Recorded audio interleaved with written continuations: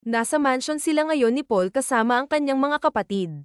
Weekend kasi at ganito ang bonding ng mga Sandoval, lalo na ngayong ang apat niyang kuya ay may kani-kanyang pamilya na. Sila na lang ng bunsong si Lucas ang walang asawa. Kung meron man, sana sinabi ko na, sabi niya sa kapatid. Wala rin ako, bro. Wala akong kasintahan, sagot ni Lucas, na nagdulot ng pag-iling kay Paul. Sa kanilang magkakapatid, isa sa mga kasambahay ang umalis dahil nabuntis ng boyfriend nito, kaya't wala na siyang magawa kundi tanggapin ang sitwasyon. Ngayon, nagpapakahirap siyang maghanap ng makakasama sa mansion. Si Mrs. wala ring mare-recommend, sabi ni Tyler sa kapatid. Hirap kapag walang kasambahay, no? Saad ni Ethan, na tumango si Paul. Sobrang hirap, kuya. Mahirap din na walang kasama sa bahay, dagdag pa ni Paul. Habang nag-uusap sila, hindi maiwasan ni Paul na mag-isip kung saan siya makakahanap ng kasambahay na makakatulong sa kanya. Sa kabilang dako, si Lisa ay nakatayo sa harap ng kanyang boss. I'm sorry, Lisa. Nalulugi na kasi ang restaurant, kaya magtatanggal kami ng ilan at isa ka doon. Pwede ka nang hindi bumalik, sabi ng kanyang amo. Nang marinig ito, tila gumuho ang mundo ni Lisa. Pakiramdam niya ay pinagsakluban siya ng langit at lupa. Subalit, pinilit niyang maging matatag. Ngumiti siya sa kanyang amo at nagsalita, sige po, ma'am. Salamat po, bago tinalikuran ang ginang. Mabigat ang bawat hakbang niya pauwi, pakiramdam niya ay matutumba siya anumang oras. Iniisip niya kung ano ang sasabihin sa kanyang tiyahin. Sigurado siyang hindi ito masisiyahan. Wala na siyang trabaho, paano na siya ngayon? Pagdating sa kanilang simpleng bahay, nakita niya ang kanyang tiyahin na nagsusugal. Mare, andyan na ang maganda mong pamangkin, sabi ng isang babae sa tiyahin ni Lisa. Bamaling ang tiyahin ni Lisa sa kanya at ngumiti. Anak, halika, kumain ka na muna. Maglalaro muna ako, masayang sabi ni Cynthia. Tita, wala na po akong trabaho, sabi ni Lisa, na nagdulot ng pagkaabala kay Cynthia. Pinaalis muna niya ang mga kasama at lumapit kay Lisa. Anong sabi mo? Tanong ng babae. Wala na po akong trabaho, ulit ni Lisa, na puno ng lungkot. Di wala ka na ring matitirhan, sigaw ng kanyang tiyahin habang pinalabas si Lisa sa bahay. Hinagis pa nito ang mga gamit ng dalaga sa labas. Sa kabila ng lahat, hindi nakapalag si Lisa sa ginawa ng kanyang tiyahin, kaya't wala siyang nagawa kundi ang umalis na dala ang kanyang bag at naglakad palayo sa bahay. Wala na siyang mga magulang, kaya umaasa siya na mamahalin siya ng kanyang tiyahin. Ngunit sa kasamaang palad, tila wala itong pakialam sa kanya. Nakikitira lang siya sa bahay nito. Bamantong hininga si Lisa habang naglalakad, nagugutom na siya at sabik ng kumain. Maya-maya, bumuhos ang malakas na ulan. Napatingala siya sa langit, pinipigilan ang mga luha na nagbabadya ng bumagsak. Habang naglalakad siya, pagod na siya at hindi niya namamalayan ang sasakyang papalapit. Nawalan siya ng malay, hindi dahil sa paparating na kotse kundi dahil sa labis na gutom at pagkapagod. Nang makita ni Paul ang babaeng nawalan ng malay, napamura siya. Sa sobrang pag-iisip kung saan kukuha ng kasambahay, hindi niya napansin ang naglalakad na babae, lalo na sa ilalim ng malakas na ulan. Agad siyang bumaba sa kanyang kotse at sinuri ang kalagayan ng babae. Napansin niyang wala itong sugat, kaya't mabilis niyang binuhat ito at inilagay sa kanyang sasakyan. Malapit na rin naman ang kanyang bahay, kaya doon na lamang niya dinala si Lisa. Pagdating sa kanyang bahay, inihanda ni Paul ang kwarto para sa babae. Namumutla pa ito, at nag-alala siya para sa kanya, lalo na't hindi niya ito kilala. Akala niya ay nabangga niya ito, ngunit wala naman itong sugat. Sa tingin niya, nawalan ng malay si Lisa dahil sa pagod at sa ulan na hindi niya nakayanan. Naghintay si Paul na magising si Lisa. Nagluto na rin siya ng kaunti, sakaling magising ito at maghanap ng makakain. Nang magising si Lisa, natagpuan niyang nakahiga siya sa isang malambot na kama at komportable siya. Akala niya ay nananaginip lamang siya, ngunit nang mapagtanto niyang totoo ito, agad siyang nagmulat. Bumungad sa kanya ang isang gwapong lalaki na akmang lalapit na sa kanya. Dahil sa gulat, sinipa ni Lisa si Paul, na agad namang nahulog sa kama. Aray, sigaw ni Paul. Si Lisa naman ay mabilis na umatras at kinuha ang kumot upang matakpan ang kanyang katawan. Sino ka? Galit na sigaw ni Lisa. Napuno ang isip niya ng mga tanong at takot. May balak ka bang gawin sa akin? Wala akong pera, pakawalan mo na ako, please. Wala akong maibibigay sa'yo. Teka, baka may ginawa ka na sa akin. Anong ginawa mo sa akin, ha? Saan mo ako nakita? Bakit mo ako dinala dito? Bakit? Sino ka? Sagutin mo ako, sigaw pa ni Lisa. Napapikit na lamang si Paul sa mga sigaw ni Lisa. Hindi niya inakala na ganito kalakas ang boses nito, parang wala nang balak na tumigil sa kakasalita. Can you please calm down? Tanong ni Paul sa dalaga. Kalmado ang kanyang tingin kay Lisa. Anong calm down? Paano ako kakalma? Hindi nga kita kilala, tapos nagising na lang ako dito sa kwartong ito. Sino ka ba talaga? Sagot ni Lisa kay Paul, puno ng pagdududa. Wala akong ginawang masama sa'yo. Tinulungan lang kita kanina kasi nawalan ka ng malay, at sobrang putla ka kaya dinala kita dito, paliwanag ni Paul, na unti-unting nakakakuha ng tiwala ni Lisa. Nagsasabi ka ba ng totoo? Tanong niya, nag-aalinlangan. Oo naman. Mukha bang masama ang intensyon ko? Sagot ni Paul na may ngiti. Hindi nakapagsalita si Lisa sa kanyang tanong. Nang muling tumingin siya kay Paul, napansin niyang gwapo ito, maputi, may kulay brown na mata, matangos ang ilong, makapal ang kilay, at mahahabang pilik mata. Literal na perpekto ang kanyang mukha. Naghanda rin pala ako ng makakain. Alam kong gutom ka na, sabi ni Paul, na tila nag-aalala para kay Lisa. Tahimik na tinanggap ni Lisa ang lahat, pinoproseso ang mga nangyari. Thank you, ang sagot niya, na nagpasaya kay Paul. Pwede kang matulog na muna dito. Malakas pa ang ulan, hindi ka makakauwi sa lagay na yan, dagdag pa ni Paul habang nakatingin kay Lisa. Kumain si Lisa, namangha sa ganda ng kwarto ni Paul. Maganda ang paligid, at kahit hindi pa niya nakikita ang buong bahay, alam niyang maayos ito. Nagpasalamat siya na isang mabait na lalaki ang nakakita sa kanya, mabuti na lang at si Paul ang naroon. Tapos ka na, may pagkain pa dito, tanong ni Paul. Napabilang si Lisa sa kanya. Okay na ako, salamat sa pagkain, sagot ni Lisa. Hi, I'm Paul, pakilala ng binata. Lisa, sagot ni Lisa, napatango. Sa gabing iyon, hindi tumigil ang ulan, kaya sa mansion ni Paul natulog si Lisa. Kinabukasan, maaga siyang nagising at pumunta sa kusina upang magluto ng almusal. Nahihiya siya dahil tinulungan siya ng isang mayamang lalaki, kaya't nais niyang masaklian ito kahit sa simpleng paraan. Nang makaamoy si Paul ng masarap na pagkain, nagising siya. Kumunat ang kanyang noo at lumabas ng kwarto. Sinundan niya ang amoy at nagulat nang makita si Lisa sa kusina. Lisa, what are you doing? Tanong ni Paul. Bumaling si Lisa kay Paul, at sa kanyang mga mata, tila natapos na ang lahat ng kanyang ginagawa. Handang-handa na ang mga plato para sa kanilang pagkain. Si Paul, nakatitig sa kanya, ay puno ng paghanga at pagkagiliw. Ay, tapos na pala ang mga ginagawa ko at nahanda na ang mga plato para makakain tayo, sabi ni Paul, ang boses niyang puno ng saya. Okay lang, sanay na ako. Ayoko ring ikaw ang magluto, no? Ang dami mo nang naitulong sa akin kagabi, tugon ni Sirena, may ngiti sa kanyang mga labi. Wala yun, talagang gusto ko lang tumulong, sagot ni Paul nang may sinseridad sa kanyang tinig. Naupo na sila, nagpasalamat sa isa't isa, at sinimulan ang kanilang almusal. Habang kumakain, nag-uusap sila, at sinabi ni Lisa na pagkatapos nilang kumain, aalis na siya. Nagulat si Paul sa balita, parang ayaw niyang mawala si Sirena. Napagtanto ni Lisa na wala siyang matutuluyan, dahil pinalayas na siya ng kanyang sahing. Wala na siyang mauuwian. Bumaling siya kay Paul, nag-aalangan. Ayaw niyang makaabala sa lalaki, kaya hindi niya sinabi ang kanyang kalagayan. Inayos na ni Sirena ang kanyang mga gamit at nagpaalam na maayos kay Paul, akmang aalis na siya nang biglang may sumulpot na 5 lalaki. Napatingin si Sirena sa mga gwapo sa kanyang harapan, at napakunot ang kanyang noo dahil pamilyar ang mga mukha ng mga ito. Nagkatinginan ng 5 Sandoval nang makita ang isang magandang babae sa mansyon ng kanilang kapatid. Girlfriend ka ba ng kapatid namin? Tanong ni Derek kay Sirena, na nagdulot ng pagkagulat sa kanya. Napagtanto niya na mga kapatid ito ni Paul. Anong ginagawa niyo dito? Nagtatakang tanong ni Paul nang makita ang kanyang mga kapatid. Agad na tinalunan ni Keshawn ang kapatid na si Oro, at sunod-sunod ang mga tanong tungkol kay Sirena. Ikaw may tinatago ka na pala dito. Asar ni Thorn kay Paul.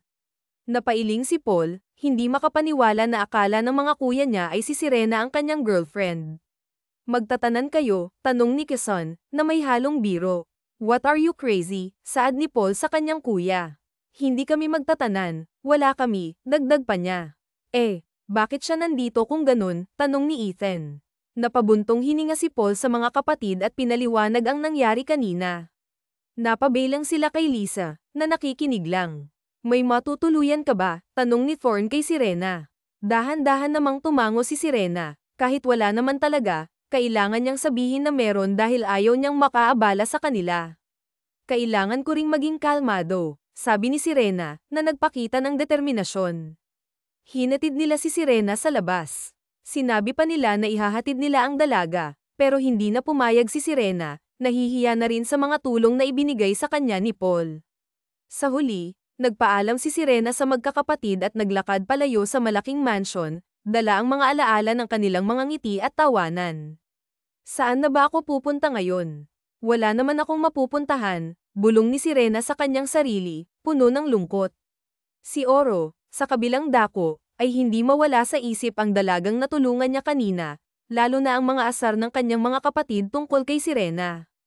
Pumasok na rin si Paul sa trabaho, ngunit kahit anong gawin niya, hindi maalis sa kanyang isipan si Serena. Napailing siya at nagpasya na lang na mag-focus sa kanyang mga gawain, ngunit sa mga sumunod na araw, patuloy pa rin ang kanyang pag-iisip sa dalaga. Hindi alam ni Paul kung okay na ba si Serena at kung nakauwi na ba siya ng maayos. Kaya habang pauwi siya, palagi pa rin niyang naiisip si Serena. Napakunot ang noo ni Oro nang makita ang isang pamilyar na babaeng naglatag ng curtain sa tabi ng daan. Kumunat din ang noo ni Paul nang mapagtanto na si Serena iyon. Agad siyang bumaba ng kanyang sasakyan at nilapitan ang dalaga. Nagulat si Serena nang may biglang lumapit sa kanya. Nang ting-alin niya, nakita niya si Paul na nakatingin sa kanya. Bumilis ang tibok ng puso ni Serena, at agad na kinuha ni Paul ang mga gamit niya. Kahit na hindi pa niya alam kung bakit naroon si Serena, ayaw niyang umuwi ito dahil baka kung ano na namang sabihin sa kanya ng kanyang tiyahin. Sigurado siyang hindi siya masisiyahan sa kanyang tiyahin kapag nakita siya nito. Walang nagawa si Serena kundi sumunod kay Paul papunta sa kanyang kotse. Sa loob ng sasakyan, tahimik silang dalawa. Nahihiya si Serena, kaya't hindi siya nagsalita. Si Oro naman ay gustong magtanong, ngunit nagpasya na lang na gawin ito sa kanilang bahay. Pagdating nila sa mansion ni Paul, naupo sila sa sofa. Hindi ka umuwi? Tanong ni Paul kay Serena. Napabelang si Serena sa kanya, halatang pagod. Hindi, pinalayas ako sa amin kasi wala na akong trabaho, sabi ni Serena, na nagdulot ng pagkabigla kay Oro. Bago pa man makapagtanong si Paul, nagsalita ulit si Serena. Pinalayas ako ng sahin ko. Ako na lang kasi mag-isa, wala na ang mga magulang ko. Kaya naman sa kanya na ako nakatira. Nang malaman niyang wala na akong trabaho, pinalayas niya ako kaya wala na akong matitirahan. Bakit di mo sinabi? Tanong ni Oro, naiinis dahil sa ginawa sa kanya. Hindi siya makapaniwala na may mga tao pa ring pinalayas ang sariling pamilya, parang hindi pamilya. Pasensya na, nahihiya kasi ako at ayaw kong makaabala pa, kaya't mas minabuti kung huwag na lang sabihin. Pero nakita mo naman na ako, sagot ni Serena. Wala namang kaso sa akin. Isa pa, gusto ko rin makatulong sa'yo, sabi ni Paul. Bago pa man masabi ni Paul na ito na muna si Serena sa kanyang bahay, bigla silang nakarinig ng ingay. Nang tumingin sila, nakita nila ang mga kapatid ni Paul na nagulat din nang makita si Serena. Hoy, ikaw sabi ni Derek, at ngumisi kay Paul. Magsabi ka nga ng totoo, Paul. Girlfriend mo si Serena, ano? Tanong pa ni Thorn. Ang sama mong boyfriend, pinapaalis mo siya kapag andito kami, dagdag pa ni Keshawn. Kumunat ang noo ni Paul sa mga narinig. Si Serena naman ay nakaramdam ng hiya dahil sa mga sinabi ng mga kapatid ni Paul. What are you talking about? Asap ni Paul sa kanila, kaya't natahimik ang mga lalaki. Pagkatapos, napabelang siya kay Serena at ipinaliwanag ang nangyari. Nagulat ang kanyang mga kapatid at humingi ng tawad kay Serena dahil sa kanilang mga sinabi kanina. Ngumiti lang si Serena sa kanila at sinabing, okay lang. Tutal wala namang kasama si Paul dito, ito ka na lang muna, sabi ni Aris kay Serena. Agad namang sumang-ayon ang magkakapatid sa sinabi ng kanilang Kuya Aris. Oo nga, Sirena, wala kasing kasama ang kapatid namin. Pwede ka dito, sabi pa ni Thorn. Kumunat ang noo ni Paul sa kanyang mga kuya. Imbes na siya ang magsabi ng mga iyon kay Sirena, naunahan pa siya ng mga ito. Bumaling siya kay Sirena, na ngayon ay nahihiya. Tumikim na muna si Paul, tapos ay nagsalita. Agree, Sirena. Ito ka na muna habang wala ka pang matitirahan, sabi pa ni Paul sa dalaga. Napabilang si Sirena kay Paul, medyo nahihiya pa rin pero sumang-ayon na siya dahil wala naman talaga siyang matitirahan kung hindi niya tatanggapin ang alok ng binata sa kanya.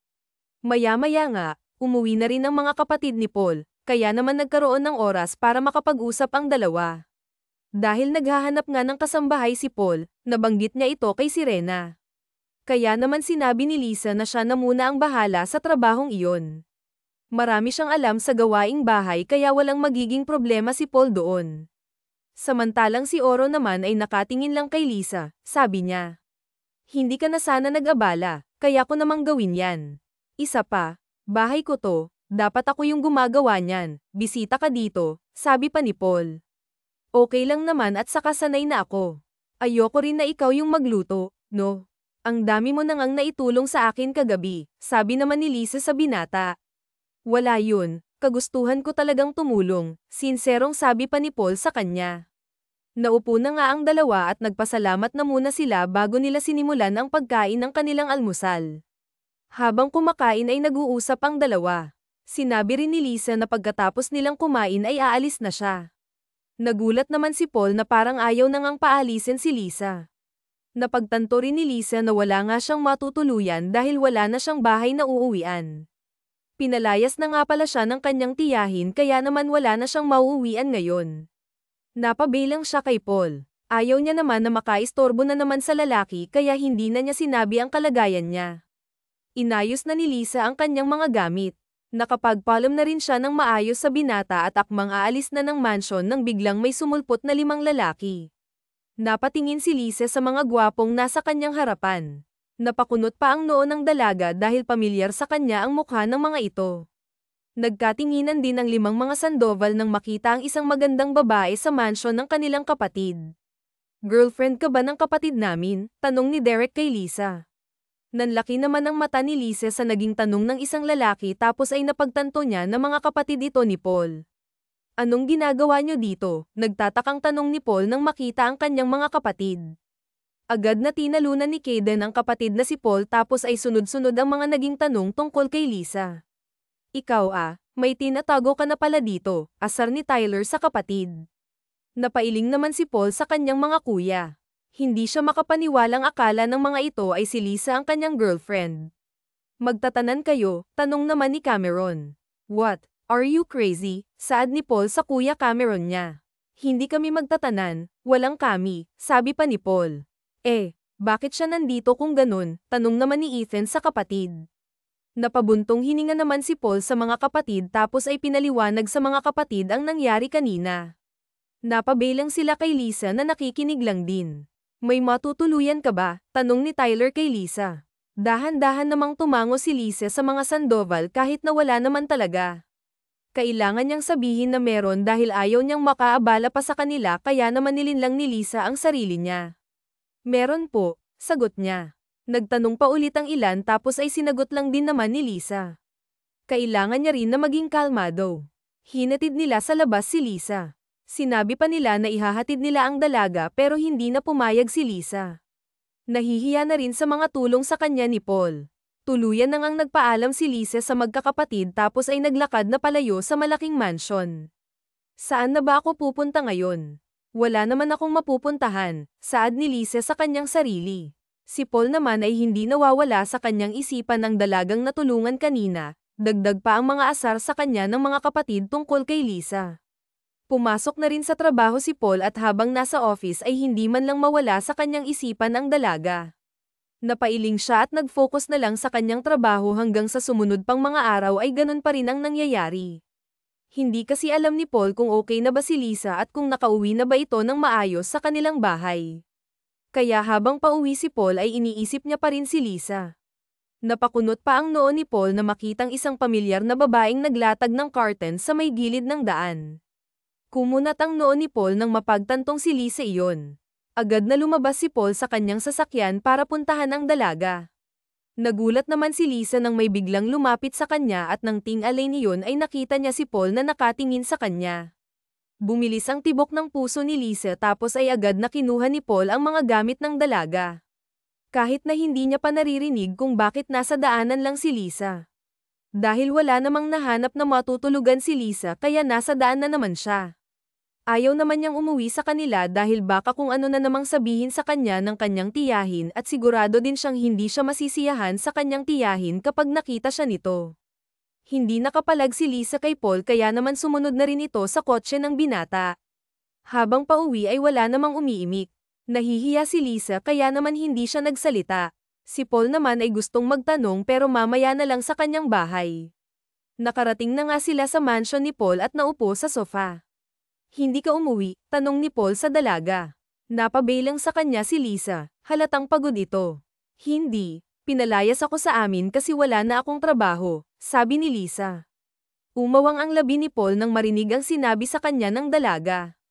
Bago pa man makapagtanong si Paul ay nagsalita ulit si Lisa. Pinalayas ako ng tiyahin ko. Ako na lang kasi mag-isa, wala na ang mga magulang ko kaya naman sa kanya na ako nakatira. Nung nalaman niyang wala na akong trabaho, pinalayas niya ako kaya wala na akong matitirahan, sabi ni Lisa. Bakit di mo sinabi? Saad ni Paul. Naiinis siya dahil bakit pinalayas si Lisa sa kanila. Hindi siya makapaniwala na may mga ganun pa rin talagang tao ngayon. Pinalayas ang sariling pamangkin, parang hindi pamilya. Pasensya na, nahihiya kasi ako at ayaw ko na rin na makaabala pa kaya naman mas minabuti kung huwag na lang sabihin pero nakita mo naman na ako, sabi pa ni Lisa. Wala namang kaso sa akin, isa pa gusto ko rin na makatulong sa'yo, saad ni Paul. Bago pa man masabi ni Paul na ito na muna ang dalaga sa kanyang bahay ay bigla naman silang nakarinig ng ingay at nang tignan ay kita nila ang mga kapatid ni Paul na nagulat din nang makita si Lisa. Hoy, ikaw saad ni Derek tapos ngumisi kay Paul.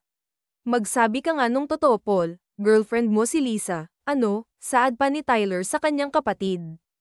Ang sama mong boyfriend, pinapaalis mo siya kapag andito kami, sabi pa ni Caden. Kumunat ang noo ni Paul sa kanyang mga narinig.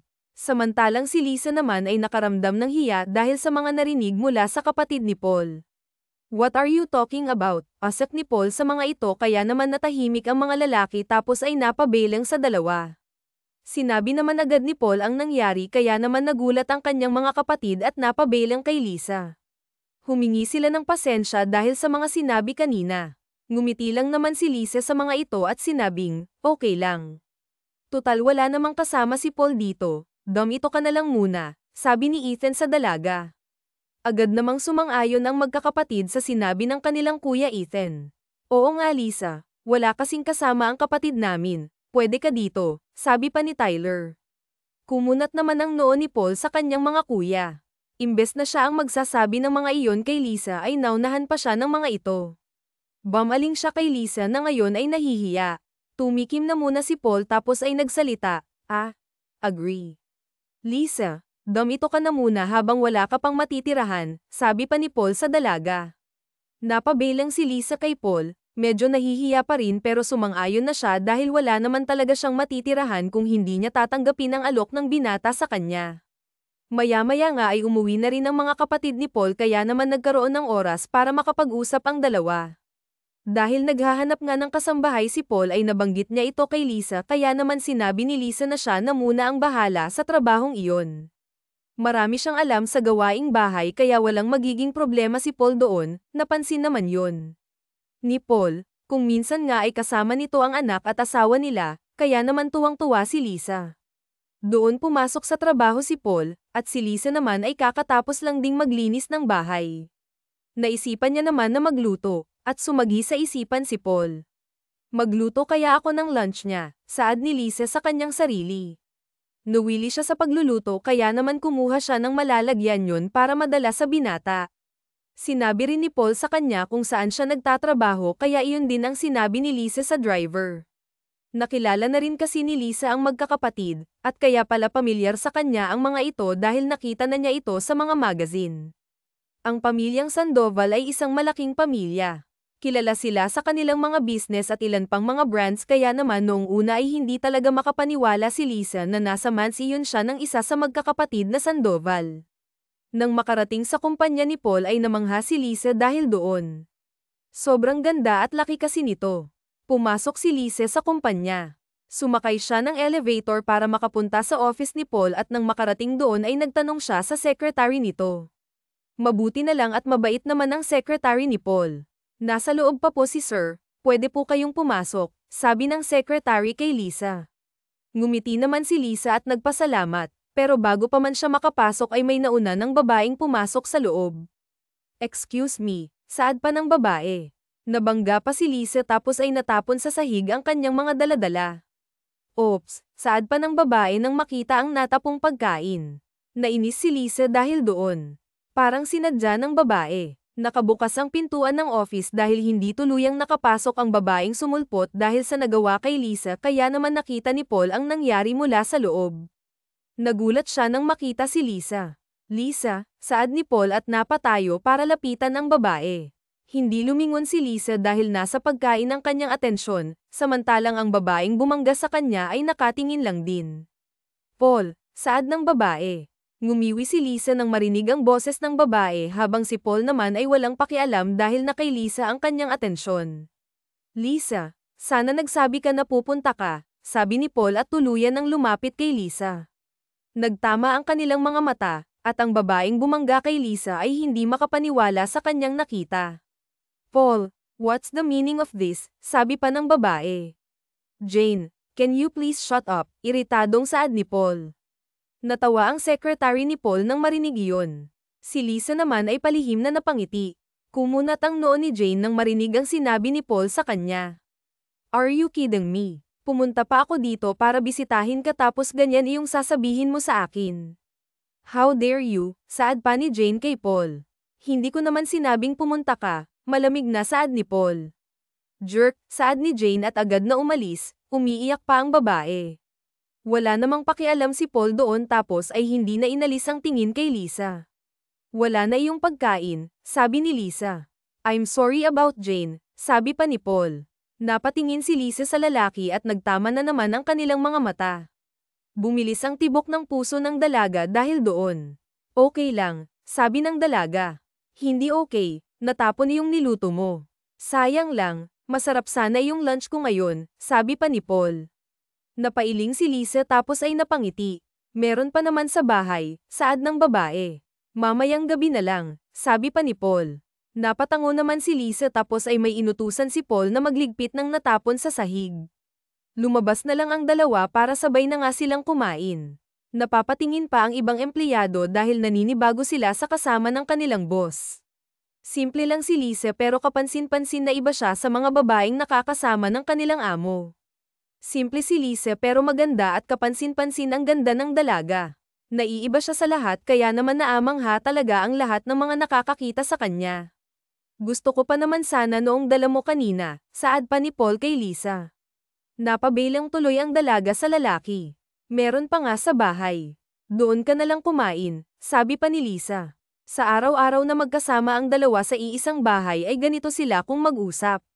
Mahahalata mo talaga na hindi sila nagkakailangan sa isa't isa, hindi katulad noong mga naunang araw na may hiya pa silang nararamdaman. Uwi na lang ako ngayon sa inyo ni Paul, kumunat naman ang noo ng dalaga sa kanyang narinig. Baliw, edi sayang iyong oras mo, at saka kumain na tayo. Matitikman mo naman iyong luto ko mamaya. Kapag umuwi ka na magtrabaho ka na lang muna, sabi pa ni Lisa. Kung hindi lang iyon natapon hindi sana nakakain na ako ng masarap ngayon, saad pa ni Paul. Para kang bata kung magreklamo, iling na sabi naman ni Lisa. Natawa na lang din si Paul sa sinabi ng dalaga. Para naman kasi talagang bata si Paul. Natatawa na lang tuloy sa kanya si Lisa. Nagpatuloy sila sa pag-uusap habang kumakain. Nang matapos ay sabay na silang lumabas ng restaurant. Hatid na kita, saad ni Paul sa dalaga. Umiling naman si Lisa sa lalaki. Kaya kung mag-commute, bumalik ka na sa kumpanya, saad ni Lisa. Okay lang, Ihahatid na muna kita, sabi pa ni Paul. Okay lang talaga. Mamaya matagalan ka pa, magtrabaho ka na doon, sabi ni Lisa sa binata. Kahit na gusto ni Paul na may hatid ang dalaga ay wala naman siyang nagawa dahil gusto ni Lisa na magtrabaho na siya kaya naman sumakay na nga sa taxi ang dalaga at nagpaalam na kay Paul. Hindi na muna umalis si Paul at tiningnan ang taxi na paalis hanggang sa mawala ito sa kanyang paningin. Napahawak siya sa kanyang dibdib. Hindi alam kung ano nga ba ang nararamdaman ngayon, para siyang mababaliw. Mabilis kasi ang tibok ng kanyang puso at hindi niya alam kung bakit.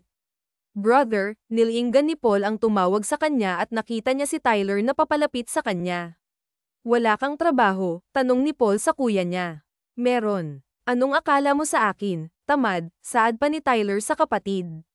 Kaya naiinis sa iyo minsan si Ate Harper, saad ni Paul kaya naman natawa si Tyler. Mahal pa rin naman ako ng asawa ko, sabi pa ni Tyler. Napailing naman si Paul sa kanyang kuya. May sasabihin ka ba, kuya? Tanong pa ni Paul. Napangisi naman si Tyler kaya naman nagtaka si Paul sa kanyang kuya. Hindi alam kung ano ba ang tumatakbo sa isipan nito. Dinalaw ka ni Lisa, right? Saad ni Tyler. Kumunat naman ang noo ni Paul. Mukhang nakita ata siya ng kanyang kuya. Stalker ka ba, kuya? Natatawang saad ni Paul sa lalaki. Natawa lang din si Tyler dahil doon. Nakita ko kayo kanina, at saka parang ang saya-saya mo saad pa ni Tyler at tinaas baba pa ang kilay sa kapatid. Bawal bang maging masaya, saad pa ni Paul. Wala naman akong sinabi, at saka okay naman si Lisa.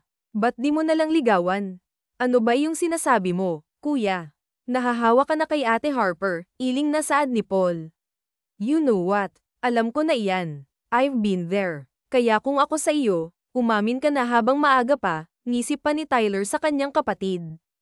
Anong aaminin? Ewan ko sa iyo, kuya, umiling ulit si Paul kay Tyler tapos ay natawa na lang si Tyler sa kapatid. Samantalang si Paul naman ay hindi na naalisan kung ano-anong sinasabi sa kanya ng kuya niya hanggang sa makauwi siya ng bahay. Sinalubong siya ni Lisa na may ngiti sa labi, at ayan na naman ang mabilis na tibok ng puso ni Paul na hindi niya maintindihan. Nagpahinga muna siya saglit tapos ay maya-maya ay kumain na sila. Nagdasal na muna sila bago silang kumaing dalawa. Sarap na sarap si Paul sa luto ni Lisa kaya naman hindi nawala sa labi ni Lisa ang ngiti dahil sa papuri sa kanya ni Paul. Napatingin si Paul sa babae at sumagi sa kanyang isipan ang sinabi ng kanyang nakatatandang kapatid. Halos 3 buwan na rin si Lisa sa kanyang bahay at maayos naman silang dalawa, mas nagiging close pa nga sila at wala namang problema kaya naman hindi alam ni Paul ang mararamdaman lalo na sa mga sinabi ng kanyang kuya Tyler. Natahimik ka na dyan, saad ni Lisa sa lalaki. Napabelang si Paul sa kanya at nakita ang magandang mukha ng dalaga. Hindi naman agad nakaimik ang binata dahil doon. Sir, Paul, saad ni Lisa sa kanya. Hindi naman kasi siya tinatawag ni Lisa na sir kaya naman ganoon na ang tawag ng dalaga pero bakit parang iba ang naging epekto noong sa pandinig ni Paul?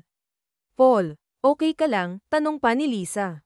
Napakurap si Paul tapos ay dahan-daang tumango. What the heck is happening to me? Nababaliw na ata ako, saad ni Paul sa kanyang sarili.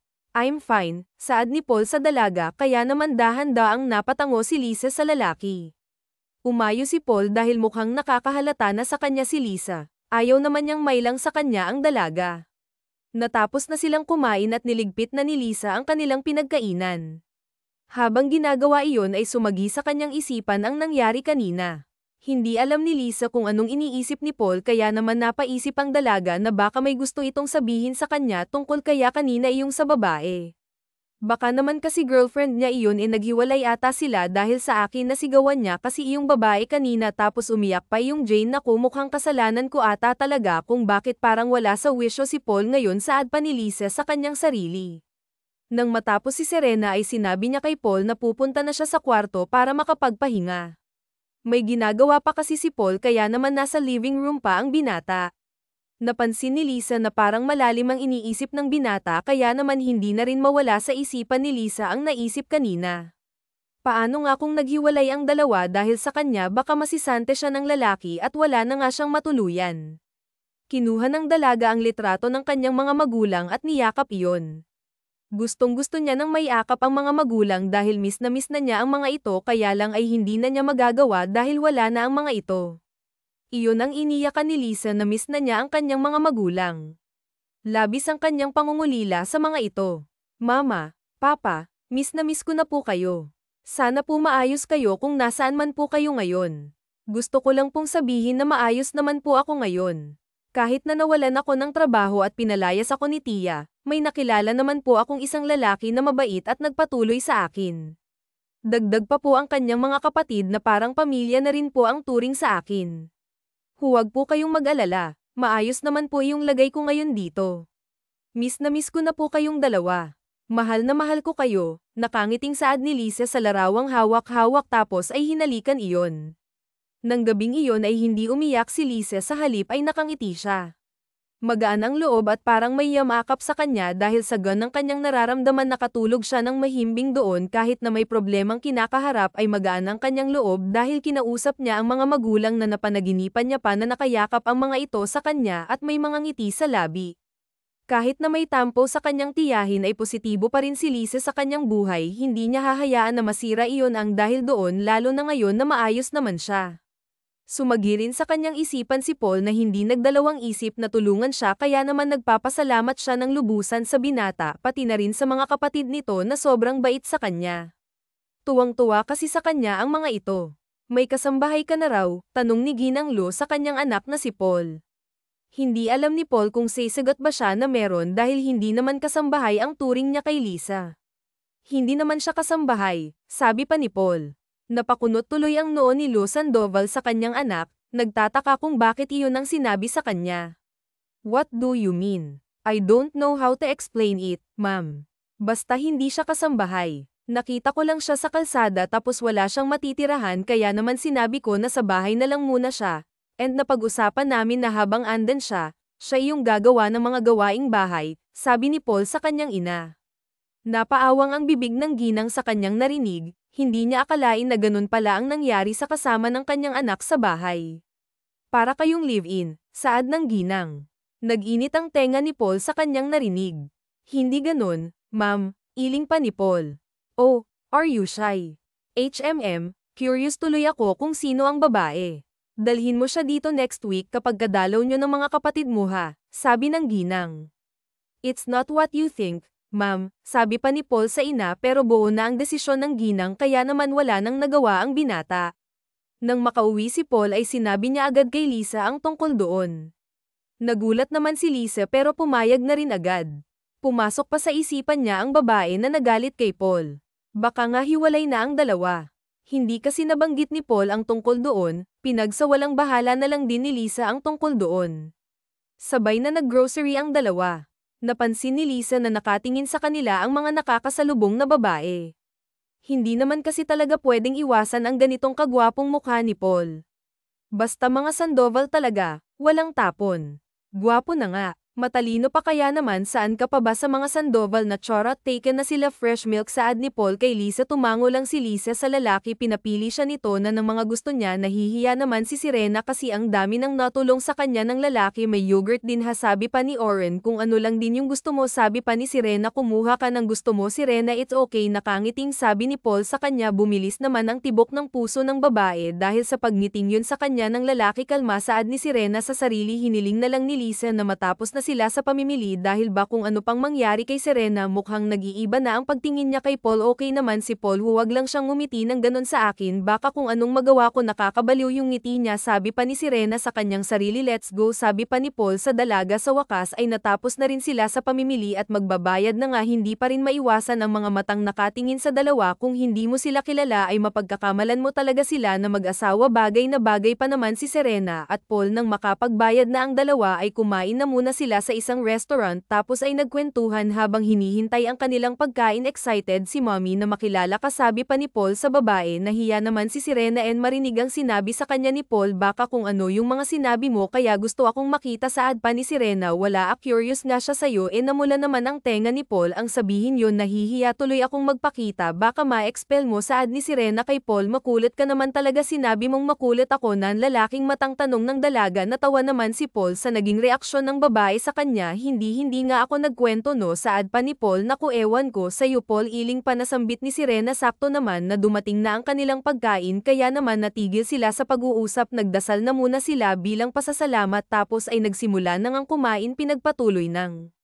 dalawa ang pag-uusap habang kumakain silang dalawa kung titingnan ang dalawa ay para silang bagong kasal sa kanilang posisyon bakas na bakas din sa mga mukha nila ang sayang nararamdaman nang dumating ang araw ng pagbisita nila sa mansyon ng mga magulang ay hindi alam ni Sirena kung bakit nga ba siya kinakabahan nang makababa ng kotse ni Paul ay nakita na ni Sirena ang ilang sasakyan sa labas at ang laking mansion na nasa kanyang harapan kung malaki ang mansion ni Paul mas triple pa ata ang mansion ng mga magulang nito kumislap ang mga mata ng dalaga sa kanyang nakita hindi makapaniwala na para siyang nasa isang palasyo ngayon manghang-mangha sa kanyang nakikita let's go sabi ni Paul sa dalaga napatingin si Sirena sa lalaki at tumango dito tapos ay pumasok na nga sila sa loob kung maganda sa labas ay mas maganda naman sa loob nang makapasok na si Sirena sa loob kasama si Paul nakita ni Sirena ang mga kapatid ni Paul at ang mga pamangkin nito na naglalaro na masaya silang sinalubong ng mga ito tuwang-tuwa ang mga babae nang makita si Sirena lalo na nang makita ni Sirena ang mga magulang ni Paul hi sway you must be Sirena it's nice meeting you masayang bati ng ina ni Paul at yamakap kay Sirena ganon din naman ang ginawa ni Sirena at yamakap sa mommy ni Paul sumunod ang daddy ni Paul na nakangiti rin masaya ang puso ni Sirena dahil sa pag-welcome sa kanya ng mga magulang ni Paul ngayon lang ulit niya naramdaman ang isang buong pamilya kaya naman masayang masaya ang kanyang puso halos ayaw na siyang pakawalan ng mommy ni Paul dahil sa mga kwento nito tuwang-tuwa ang mga magulang ni Paul sa kanya I like you darling sana ikaw na yung mapang-asawa ng anak kong si Paul saad pa ang ginang nasamid naman si Sirena at ganun din si Paul kaya naman agad na uminom ng tubig ang dalawa natarantang naman ang ginang sa nangyari tapos ay nagtanong what's wrong may masama ba akong nasabi tanong pa ni Lo sa kanila na pailing na lang ang asawa nito at natawa naman ang lahat dahil doon ma'am hindi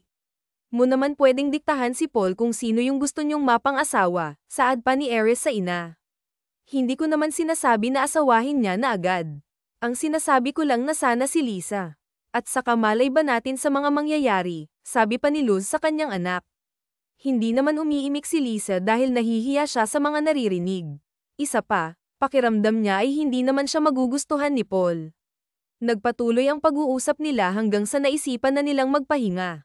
Mabilis na lumipas ang mga araw at nagulat na lang si Lisa sa biglang pagsulpot ng tiyahin ni Paul sa bahay. Nakita ng dalaga ang kanyang tiyahin na nasa labas, at nang makita niya ito ay nagliwanag ang mukha ng ginang. Kumunat ang noo ni Lisa at agad na pinuntahan ang tiyahin. Ano pong ginagawa niyo dito? Tanong ni Serena sa ginang. Anak, pasensya ka na ha. Bumalik ka na sa atin, miss na kita. Hindi ako makatulog dahil hinahanap kita, nagmamakaawang saad ng ginang kay Lisa. Hindi agad nakasagot ang dalaga nang marinig ang boses ng kanyang tiyahin. Hindi siya makapaniwala na pinapabalik siya nito, at may sayang nararamdaman ang dalaga dahil sa wakas ay nagbago na ang pananaw ng kanyang tiyahin. Sige na, anak, miss na kita, bumalik ka na sa atin, sabi pa ng ginang. Dahil likas na mabait ang dalaga, ay niyakap niya ang ginang at sinabing babalik na siya doon. Magpapalam na muna siya sa kanyang amo, kaya naman nauna na munang umuwi ang ginang. Si Serena naman ay hinintay na makauwi si Paul. Nang makauwi ang lalaki, ay nagulat siya nang makita na nakaligpit na ang mga gamit ni Lisa. Kumunat ang kanyang noo at nakita si Lisa na naghihintay sa kanya. Anong nangyari? Tanong ni Paul. Babalik na ako sa amin. Sinundo ako dito ni tita kanina at pinapabalik na niya ako. Pasensya na, pero aalis na ako. At saka salamat pala sa pagpapatuloy mo sa akin dito ha. Maraming salamat talaga, sabi ng babae habang nakatingin kay Paul. Hindi naman agad nakahanap ng salitang sasabihin si Paul para sa babae.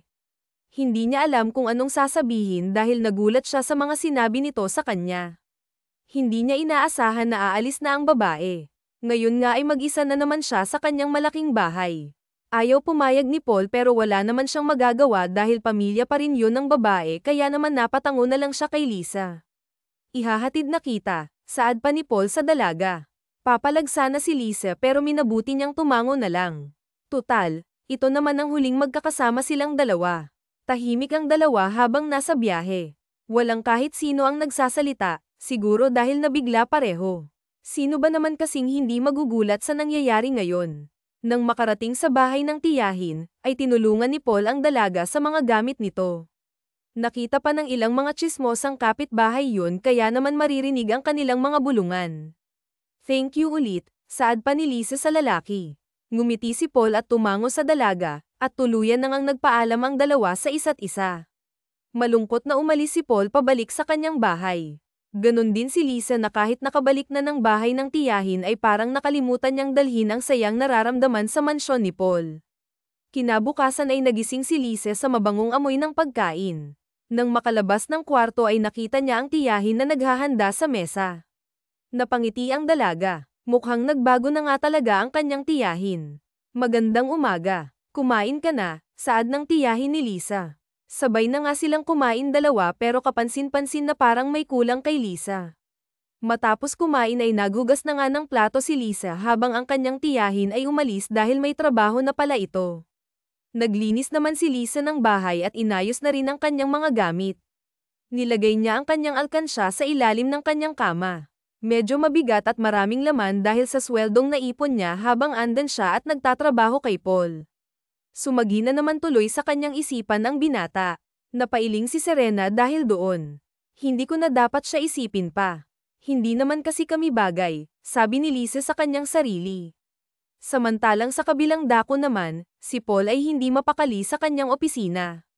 Simula nang umalis sa kanyang bahay si Lisa ay hindi na niya alam kung ano ang gagawin niya. Para na nga siyang mababaliw. Ganon lagi ang nangyayari kay Paul. Kahit halos 2 linggo na simula nang umalis si Lisa ay hindi pa rin siya sanay. Kaya nga kapag dinadalaw siya ng mga kapatid ay nag-iinom na lang sila. Pati ang parents niya ay nami-miss na din si Lisa. Kung mismo naman pala di pabalaykan mo, sabi pa ni Lucas sa nakatatandang kapatid. Napatingin sa kanya si Paul at si Kaden. 3 lang silang magkakasama ngayon. Napatango naman si Kaden bilang pagsang-ayon sa sinabi ng bunsong kapatid. Hindi niya pa nga alam kung ano yung totoo kong nararamdaman sabi ni Paul sa kapatid. Ano bang nararamdaman mo? Tanong ni Kaden. I like her, diretsong sagot ni Paul sa kanila. Yun ang totoo. Napagtanto ni Paul na may gusto na pala siya sa dalaga. Hindi niya lang maamin-amin noon dahil para sa kanya masaya siya kapag nakakasama ang babae pero ngayon nawala na ito. Para naman siyang pinagbagsakan ng langit at lupa. Hulog na talaga siya kay Lisa. Alam mo naman kung saan siya nakatira, di ba? Saad pa ni Lucas. Oo, hinatid ko siya, sagot pa ni Paul. Puntahan mo siya para naman makapag-usap kayo, saad pa ni Lucas. Ayoko. Bakit? Tanong pa ni Kaden sa kapatid. Kahit na gusto ko siyang makasama, ayoko rin naman na mapabalik siya sa bahay ng dahil lang doon. Isa pa, ako lang naman yung may gusto sa aming dalawa Hindi ko nga alam kung ano yung nararamdaman niya sa akin, sabi pa ni Paul sa mga kapatid. Nagkatinginan pa ang dalawa sa sinabi ni Paul. Tama nga rin naman ang iniisip nito.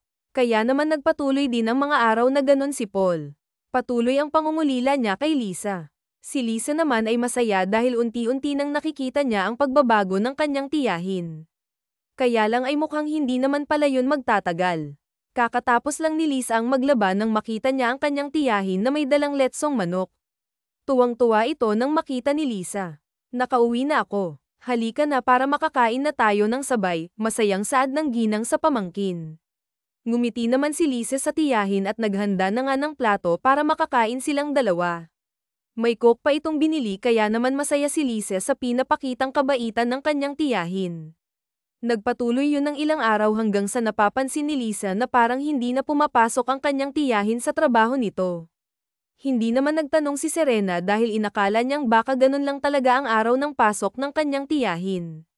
Tapos ay lumabas si Lisa para sana bumili ng sabon nang biglang narinig niya ang usapan sa labas. Wala na siyang trabaho. Oo, wala ng araw. Nahuli ba naman na kumukupit? Kawawa lang yung pamangkin niya, di ba? Nakabalik na dyan. Ano kayang magiging reaksyon ni Lisa kapag nalaman niya? Balita ko nga rin ay may nobyong mayaman si Lisa kaya doon na nga lang daw din umaasa. Yun ang mga narinig ni Lisa sa labas. Akala niya ay walaong katotohanan hanggang sa siya na ang nakapansin ng lahat. Unang-una ay ang paggan ng kanyang alkansya at parang binabawasan yun. Tapos ay nakikita niya na kahit hindi nagtatrabaho ang kanyang tiyahin ay patuloy pa rin ito sa pagbili ng mga mamahaling pagkain at mga gamit sa bahay. Ang huling pagkaubos ng pasensya ni Lisa ay nang makita niya ang pagsusugal na naman ang kanyang tiyahin kaya naman hinintay niyang makauwi ito sa bahay. Lisa, halika. May dala akong ulam, masayang saad ng ginang kay Lisa pero tila walang narinig ang dalaga. Kumunat ang noo ng ginang tapos ay tinawag ulit si Lisa pero nagulat lang ang ginang nang ay lapag ni Lisa ang kanyang alkansya sa lamesa. Bakit tak ang tanong ng tiyahin ng dalaga? Umamin ka nga po, ikaw po ba yung kumukuha ng ipon ko kaya gumagaan yung alkansya ko? Tanong ng dalaga. Anong sinasabi mo? May trabaho ako bakit ako kukuha dyan? Tanong pa nito. Huwag ka na pong magmaang-maangan. Alam kong matagal na po kayong walang trabaho. Lahat ng mga perang pinambili niyo po ng pagkain at gamit sa akin po galing, sa alkansya ko po galing. Pati yung pagsusugal niyo. Hindi na napigilan ni Lisa ang galit sa kanyang dibdib. Ito na ang galit na matagal na niyang gustong pakawalan. Nagulat ang kanyang tiyahin sa kanyang pagsigaw. Ang kapal naman ng mukha mo para sigawan ako. Ano naman kung kumukuha ako dyan? Kasalanan mo dahil wala kang utang na loob. Naging maganda lang ang buhay mo saglit doon sa mga Sandoval, kinalimutan mo na ako. Wala kang kwenta, sigaw ng ginang kay Lisa. Natawa naman si Lisa sa kanyang narinig mula sa kanyang tiyahin. Hindi makapaniwala sa mga narinig mula dito. Talagang ganyan po talaga nang galing lahat ng yan no. Ikaw pa talaga ang may kapal na mukhang magsalita ng ganyan sa akin. Ginawa ko ang lahat para respetuhin ka pero sinagad mo lang ang pasensya ko eh. Hindi ko nga nalaman kung bakit naging mabait ako sa'yo at saka para sabihin sa'yo tama lang din yung ginawa ko dahil kahit kailan hindi mo naman ako tinuring bilang pamangkin, bilang pamilya, malamig na saad ni Lisa. Walang modo. Umalis ka sa bahay ko, sigaw ng ginang. Hindi mo na po kailangang sabihin yan dahil kusa po akong aalis, matigas na saad ng dalaga at kinuha ang kanyang mga gamit. Iniwan ang kanyang tiya sa bahay na ito. Katulad ng nangyari sa kanya nung una ay naglalakad na naman si Lisa sa madilim na kalsada, naghahanap ng kanyang matutulugan. Akala ni Lisa ay okay lang siya hanggang sa unti-unti ay naramdaman niya ang pagbagsak ng kanyang luha sa kanyang mga mata hanggang sa tuloy-tuloy na yon. Hindi niya inaasahan na ganun pa rin ang kanyang tiyahin. Buong akala niya ay magiging maayos na silang dalawa pero wala pa rin pala. Mas lalo lang tuloy na miss ng dalaga ang kanyang mga magulang. Mas lalo lang ding tumulo ang luha sa mga mata ni Lisa, at tulad ng nangyari nung una, si Paul na naman ang nakakita sa dalaga. Kumunat ang noo ni Paul nang may nakitang isang babaeng umiiyak, at nang makilala ito ay agad siyang bumaba sa kanyang kotse para puntahan si Lisa. What happened? Tanong ng binata. Nagulat si Lisa sa biglang pagsulpot ng binata tapos agad na yamakap si Lisa kay Paul habang umiiyak pa rin. Pinakalma na muna ni Paul ang dalaga bago ito sinakay sa kanyang kotse at kinuha ang gamit ng dalaga. Sa biyahe ay walang nang imik ang dalawa. Umiiyak pa rin si Lisa pero hindi na katulad ng kanina. Nang makarating sa mansyon ni Paul ay doon na sinabi ni Lisa ang lahat sa lalaki habang umiiyak pa rin. Niyakap ng mahigpit ng binata si Lisa. Ngayon ay hinding-hindi na niya iiwan ang dalaga. Gusto na lang niyang manatili sa tabi niya hanggang sa maging okay na siya. Pinunasan ni Paul ang luha sa mga mata ni Lisa habang si Serena naman ay kumakalma na nga. Pinainom na siya ng tubig ni Paul tapos ay nagpasalamat ang dalaga sa lalaki. Nang gabing yun ay naging kalmado ang isipan at puso ng dalaga dahil alam niyang ligtas siya sa tabi ni Paul.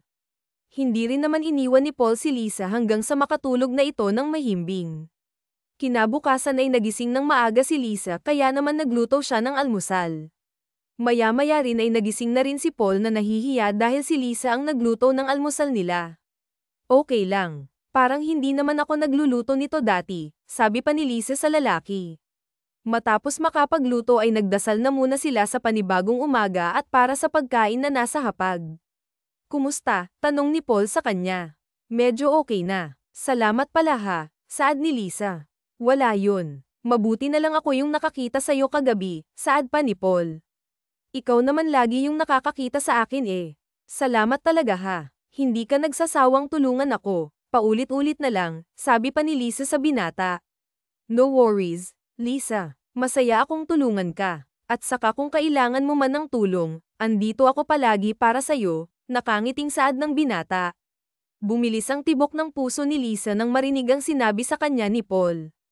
Ngumiti ang dalaga tapos ay nagpasalamat ulit, at katulad ng naramdaman ni Lisa ay bumilis din ang tibok ng puso ni Paul dahil doon. Nang matapos kumain ay sabay pa nga ang dalawa na naghugas ng pinagkainan habang tuloy pa rin ang pag-uusap. Napatigil lang nang bigla silang makarinig ng ingay sa labas, at dahil sa ingay na yun alam na ng dalawa na mga kapatid yun ni Paul. Sinabi mo na sa kanila, tanong ni Serena sa lalaki. Agad namang umiling si Paul sa kanya. Hindi pa. Teka, dito ka muna, sabi ni Paul kay Lisa at iniwan ang babae sa kusina. Tumango naman siya. Lumabas si Paul at sinalubong ang mga kapatid na nagulat dahil mukhang masaya ang kapatid nilang si Paul. Anong nangyari? Mukhang masaya ka, saad pa ni Caden sa kapatid. Oo nga, parang kahapon sinasabi mong miss na miss mo na si Serena tapos ngayon ngumingiti ka na dyan, sabi pa ni Tyler. Napapikit si Paul sa kanyang narinig na paniguradong narinig ni Lisa lahat ng sinabi ng mga kapatid niya. Bakit di ka makapagsalita? May tinatago ka ba? Tanong pa ni Derek. Umiling naman si Paul dito pero hindi naniniwala ang kanyang mga kapatid sa kanya. May babae ka bang tinatago? Akala ko ba si Lisa yung gusto mo kuya? Sabi pa ni Lucas. I can't believe you, Paul. May ibang babae kang dinala bukod kay Lisa, sabi pa ni Ethan. Napasapaw sa noo ang lalaki sa kanyang mga narinig sa mga kapatid. Wala na, bulgar na siya ngayon. Alam na ni Serena ang lahat. Narinig niya na lahat ang mga sinabi ng kapatid ni Paul. Si Lisa naman ay namumula sa kusina. Hindi makapaniwala na may gusto pala sa kanya si Paul. Kung ganun ay parehas pala silang nararamdamang dalawa. Aha, saad ni Lucas nang makita si Serena. Kaya lang ay hindi natuloy ang sinabi ng mapagtantong si Lisa yun. Sabay-sabay na nanlaki ang mga mata ng mga magkakapatid nang makita si Lisa. Pumiti si Lisa sa kanila at kumaway. Samantalang si Paul naman ay nakatingin lang din sa kanyang mga kapatid na kung ano-ano ang sinabi kanina. Lisa, saad ni Tyler sa babae. Hi Kuya Tyler, bati pa ng dalaga at kumaway. Napakurap pa ang magkakapatid halatang gulat na gulat kay Lisa. The heck, Paul, bakit di mo sinabi, saad pa ni Ethan. Paano ako makakapagsalita para kayong mga bubuyog lahat, saad pa ng binata sa mga kapatid. Napailing sila at agad na lumapit kay Lisa para mangumusta. Nakalimutan saglit ni Lisa ang mga nalaman kanina dahil sa pakikipag-usap ng mga kapatid ni Paul. Sinabi niya rin sa mga ito ang nangyari sa kanya at hindi maipagkakaila ang galit sa mukha ng mga lalaki nang marinig ang sinabi ni Lisa tungkol sa tiyahin nito. Si Paul naman ay nakikinig lang sa kanila dahil una lang nakwento sa kanya ni Lisa ang lahat. Hindi nga lang nawala ang inis niya dahil sa ginawa kay Lisa. Kung ano-ano pang pumasok sa isip ni Paul. Dagdag pa ang nangyari kanina talagang nalaman na ni Lisa ang nararamdaman niya. Sigurado si Paul na narinig yun lahat ni Lisa. Sa paglipas ng mga araw ay mas naging close pa ang dalawa. Kahit na alam na ni Lisa ang nararamdaman sa kanya ni Paul ay hindi yun naging hadlang sa kanilang dalawa. Hindi man lang nakaramdam ng ilang si Lisa. Ganun siguro kapag komportable ka na talaga sa isang tao. Bagay na bagay talaga kayo ni Paul, kinikilig na sabi ni Esme kay Lisa. True, kapag may baby kayo super cute siguro, sabi naman ni Serafina. Namula si Lisa sa kanyang narinig sa mga babae. Hindi niya pa naiisip ang bagay na yun. Hindi pa nga sila nagkakaaminan tapos nasa isip na ng mga kapatid niya ay ang baby nila. Napatingin tuloy si Serena kay Paul na karga ang pamangkin. Mukhang gusto na atang magka-baby. Agad na umiwas ng tingin si Lisa nang mapansin na parang titingin sa kanya ang lalaki. He's looking at you, tili ni Talia kay Lisa kaya naman sabay-sabay ring napatili ang mga babae. Samantalang si Lisa naman ay nahihiya. Namula tuloy ang kanyang mukha. Hoy, kinikilig, saad pa ni Serafina. Hindi kaya, sabi ni Lisa sa mga babae. Sus. Normal lang yan, nakangiting sabi pa ni Harper. Napailing ang dalaga sa mga kaibigan. Mukhang mabubuking sila dahil sa ingay ng mga ito. Sobrang pula. Halatang kinikilig talaga, asar pa ni Esme. Hindi nagsalita si Serena sa mga kaibigan at uminom na lang ng red wine. Nagpatuloy sila sa pagkukwentuhan at tawanan hanggang sa makaramdam na nga sila ng pagod. Natulog si Serena katabi si Paul. Ang lalaki pa nga ang naghatid sa babae dahil inaantok na ang dalaga dahil na rin siguro sa nainom na red wine kanina. Inayos ni Paul ang kumot ni Lisa at hinayaan na itong matulog ng mahimbing. Mabilis na lumipas ang mga araw. Ngayon ay death anniversary ng mga magulang ni Lisa kaya naman dumalaw sila kanina sa kanyang mga magulang. Tapos ngayon nga ay nasa isa silang restaurant para kumain. Maya-maya ay namatay ang ilaw kaya naman nagulat si Lisa pero agad ding bumalik tapos ay napatingin si Lisa kay Paul na may hawak ng flowers. Bumilis ang tibok ng puso ng babae nang makita yun. Alam kong nahalata mo na pero gusto ko lang ding sabihin sa'yo na gustong-gusto kita Lisa kaya naman grabe na lang yung pagprotekta ko sa'yo. Gusto ko yung pagngiti mo at pagtawa mo at kung paano mo ako tignan. Gustong-gusto ko lahat sa'yo, pag-amin ni Paul sa babae. Mas lalo lang bumilis ang tibok ng puso ng dalaga tapos ay hinawakan ng kamay ni Paul. Gusto din kita Paul, matagal na. Gustong-gusto din kita, nakangiting saad niya sa lalaki. Niyakap ni Paul si Lisa sa labis na tuwa.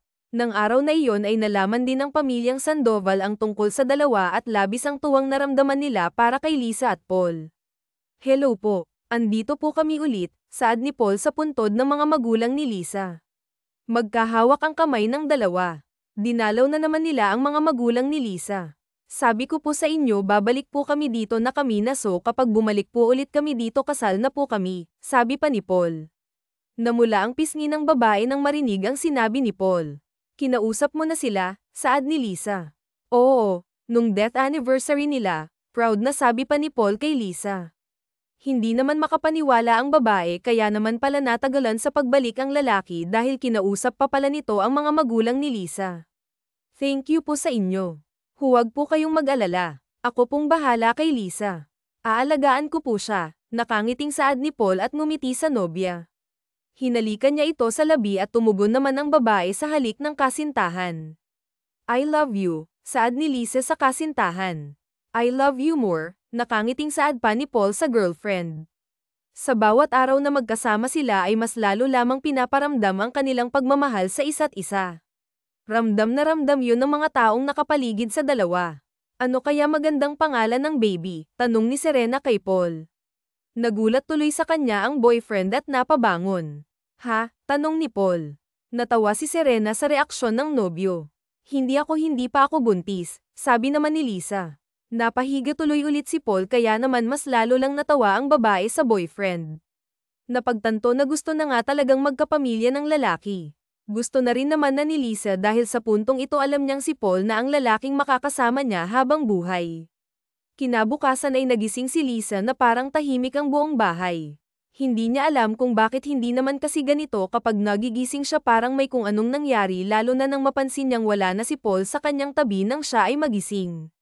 Kumunat ang noo ni Lisa at agad na bumangon tapos ay bumabawala naman kung ano sa baba at hindi niya talaga nakita si Paul kaya naman nagtaka ang babae lalabas na sana siya nang bigla siyang may narinig sa likod ng bahay sa may pool area bumukas ang TV kaya naman nagulat si Serena lalo na nang makita ang nobyo doon. Hi love I know nagulat ka na makita mong wala na ako sa tabi mo andito lang ako sa likod naghahanda hindi ka pa naman sanay na magising na hindi ako katabi diba? Ako rin naman hindi mo nga lang napansin kanina kasi mahimbing ang tulog mo kaya naman dahan-dahan na akong umalis. Natatawang saad ni Paul patuloy lamang na nakinig si Serena. Sinabi ko sa'yo at kila mami pati sa mga magulang mo na ikaw na ang gusto kong makasama habang buhay ikaw lang ang babaeng nagparamdam sa akin ng ganito at labis ang pagmamahal na gusto kong ibigay sa'yo love I know na ang dami mo ng pinagdaanan noon at andito lang ako para sa'yo at alam na alam mo yan mahal ko kaya naman I will ask you will you marry me? Saad ni Oren kay Serena tumulo na ang luha sa mata ni Serena dahil sa kanyang narinig. Kung papayag ka pumunta ka na dito sa akin saad ni Paul bago namatay ang TV umiiyak si Lisa na pumunta sa likod at nakita si Paul na nakaluhod na may hawak na singsing nakita rin ni Serena ang mga kaibigan at pamilya ni Paul. Yes I will marry you, sagot ni Serena sa lalaki agad namang isinuot ni Paul ang singsing kay Serena at hinalikan ng fiancé niyakap nilang isa't isa at kahit na may mga kasama ay pakiramdam ng dalawa ay silang dalawa lamang ang naroon dahil sa labis na tuwa nagpalakpakan ang mga kasama nila at kumuha ng litrato para kay Serena at Paul labis na saya ang nararamdaman para sa dalawa sa paglipas ng mga araw ay naging abala ang lahat lalo na si Serena at Paul para sa pagpaplano ng kanilang kasala hanggang sa papalapit na ang araw ng kanilang kasal ay may nalaman sila na mas makakapagpasaya sa kanilang lahat. I am a weeks pregnant, balita ni Serena sa lahat kaya naman napahiyaw sila sa kanilang narinig. Tuwang-tuwa ang mga magulang ni Paul sa narinig at agad na kinumusta si Serena kung maayos lang ba siya. Doble ingat din tuloy si Paul sa kanyang fiancé nang malamang buntis ito. Hindi niya hinahayaan na lumabas at kumilos ito na siyang kaya naman natatawanan din si Serena sa fiancé niya at sa wakas ay dumating na nga ang araw ng kasal ni Serena at Paul. Hindi pa man nakakarating sa altar ay umiiyak na ang lahat. Sobrang ganda ni Serena sa kanyang wedding gown, bagay na bagay talaga sila ni Paul. Nagwapo rin sa kanyang suot. Mas lalo lang nag-iyak ka ng lahat nang marinig ang vows ng dalawa para sa isa't isa. Malalaman mo talaga na mahal nila ang isa't isa. I now pronounce you husband and wife, you may now kiss the bride. Mas lalong naghiyawan ang lahat nang halikan na nga ni Paul ang kanyang asawa. I love you, sabi pa ni Paul sa kanyang asawa. I love you too, nakangiting saad ni Serena sa asawa. Hinalikan naman na ni Paul ang kanyang asawa kaya naman inasar siya ng kanyang mga kapatid, parang gagawin pa atang kambal yung panganay saad pa ni Thorne kay Paul kaya naman nagtawanan ng lahat. Kinuha na rin sila ng litrato at sunod naman ay kasama ang pamilya. Masayang masaya ang puso ni Lisa na sa wakas ay may matatawag na siyang pamilya ngayon. Hindi nawala ang iti sa bagong kasal dahil sa sayang nararamdaman. Dumalaw rin sila sa puntod ng mga magulang ni Serena para ibalitang kasal na sila at naramdaman ni Lisa na parang may yamakap sa kanya na pangiti ang babae habang nakatingin sa puntod ng mga magulang. Masaya sila para sa atin. Nakangiting saad ni Serena. Napatingin sa kanya ang asawa't hinalikan siya sa noo. Masayang masaya, sabi ni Paul. Ngayon nga ay bubuo na sila ng kanilang sariling pamilya. Silang dalawang masayang magkasama habang buhay at dito na nga nagtatapos ang kwentong pag-ibig ni Serena at Paul.